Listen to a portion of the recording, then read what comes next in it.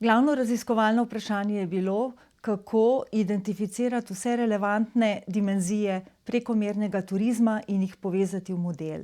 Cilj raziskave je bil spraviti te različne dimenzije na skupni imenovalec, ki bi ga lahko predstavili v grafični logični skici, tako da bi bil uporaben za obrazložitev vseh aktualnih vrst turizma, od prekomernega turizma do njegovega nasprotja, podmernega turizma do antiturizma, trajnostnega turizma in odgovornega turizma.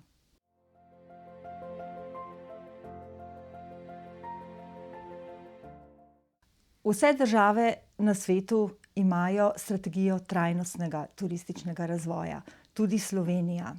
Torej se nam prekomerni turizem, ki je oblika manifestacija netrajnostnega turizma, sploh ne bi smel dogoditi.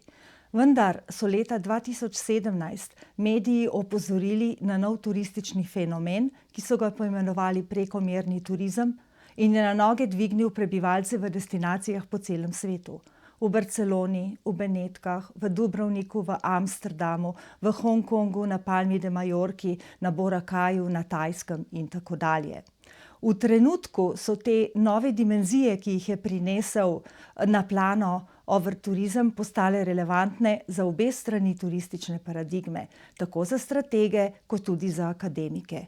In ker sta jih priznali, zaznali obe strani, je to razširilo turistično paradigmo.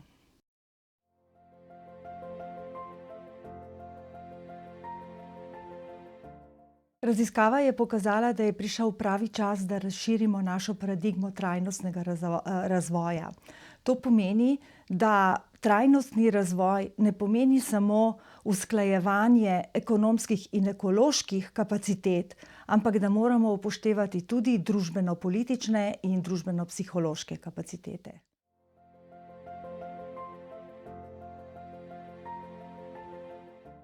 Raziskava je široko uporabna, koristi lahko politikom, destinacijskim menedžerjem, vladam, destinacijam, ki želijo razvijati turizem na trajnostni način, prebivalcem destinacij in tudi vsem in vsakemu državljanu sveta, ki potuje ali je obiskan.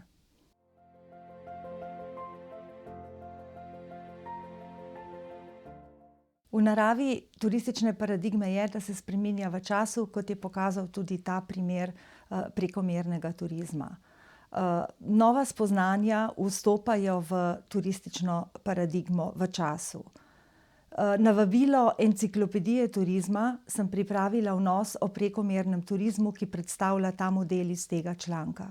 Na vabilo Enciklopedije turističnega menedžmenta in marketinga sem pripravila vnose na temo antiturizem, trajnostni turizem in odgovorni turizem.